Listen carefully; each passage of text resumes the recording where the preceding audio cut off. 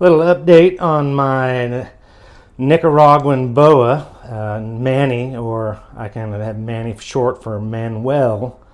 I don't know, that's the best I could come up with, and it just fit him. And I got Mac, my male Tegu, and Sassy, my little sassy red Tegu. Okay, but we're going to go in here, and I got an update, and I'm thinking this is the Tegu enclosure that I built, and it is just too small. The Tegus just devour that up with, just the 8x5. It's just not big enough for the Tegus to barely be happy in there. They want out after such a short amount of time, and they do not like to be boxed in an enclosure like that. So thinking that this will be converted, I have to build a top, which wouldn't be tough to do. A screen top that kind of lifts up, from the side. It would fit, and then lift up if I need to get in there. And I might have it in 3 sections, and have a screen in the center, and maybe have tops on the ends, just so it'll hold a little bit more humidity in there.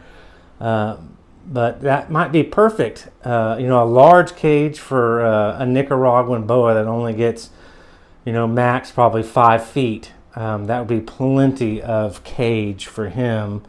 And I could stack it up with a top on it, because he can get out of there if he goes into the corners and he works his way up. He can get out of there really easy without having a top on it. But I could make it a perfect enclosure for the snake, and he would really, I bet, enjoy that. He sleeps or stays hidden most of the time of the day, and then comes out at night.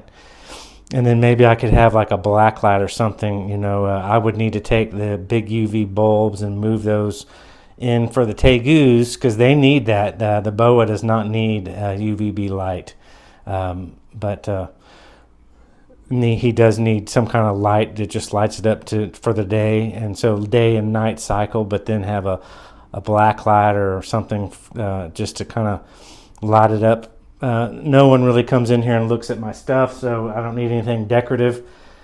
There's my mice. I love my mice, and they're in little enclosures that I built. But let's get on to the subject here. Manny's little cage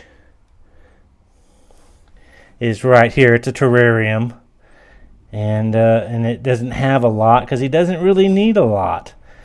He stays under that little piece of bark there to the left, and then at night comes out, and I'll catch him on the limbs, some part of his body up there and some part of his body down, but he'll usually sit over here in this corner by the water dish, and I've only seen him in the water dish once, but he just kind of sits over there and expects me to feed him. When it turns night, that's when he wants to feed.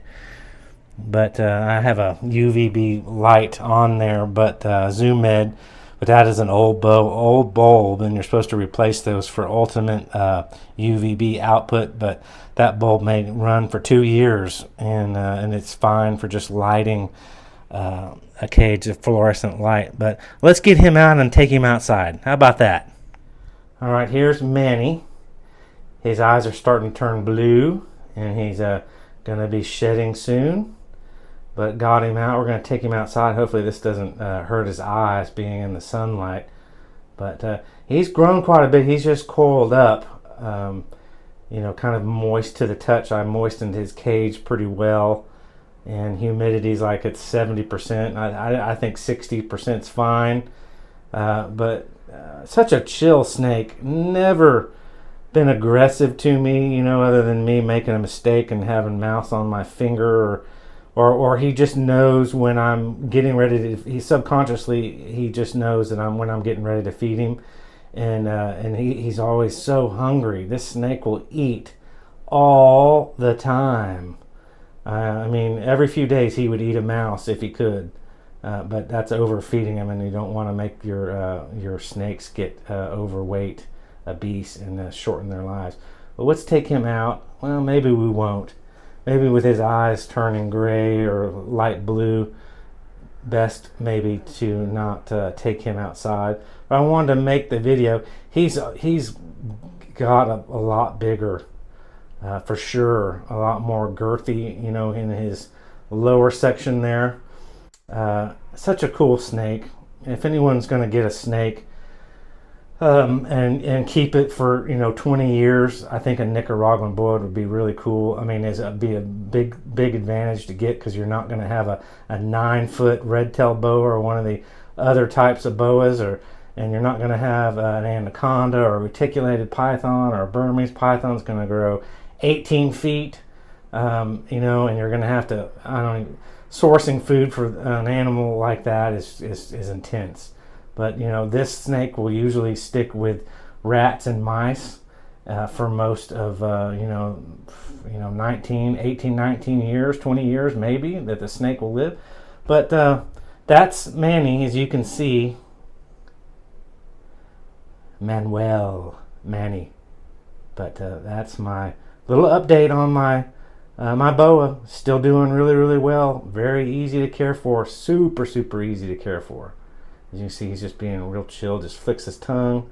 I let him out at night when I'm working on the computer, and I'll just put him on the couch, and he'll just find a little spot on the couch that he likes to sit, and he'll just sit pretty still and just enjoys being out and flicking his tongue. Very easy to care for snake. But that is my video for now. All right. Thanks for tuning in. Bye-bye. Hopefully I can do some more content when it's shed. I've collected all his sheds. Let me just share this with you. Let me see if I can open this with one hand. My bathroom's a little messy, so my dog keeps bringing in poison ivy. And I keep getting poison ivy, so I have to doctor my skin. But I've kept all his sheds. I mean, as nutty as that is, that's all his sheds since I've owned him. And there's like, 8 sheds there, and I just that's the best place I can keep them for now. I don't really stick anything in that side of the cabinet, but yep. Funny. Some people keep sheds of their reptiles, and so I did that. Let me flip my camera around. I look like crap. Sweaty. You can't really keep the tegu sheds. They shed patchy sheds, and they'll shed their bellies, and then the top, and then their legs, and then their tail at different times, and you just don't get any substantial sheds. But I have a couple of large pieces around somewhere. It'd be fun to make. One girl made some jewelry out of their tegu, a popular YouTube tegu, big tegu. She made some jewelry that was pretty cool out of the tegu skin.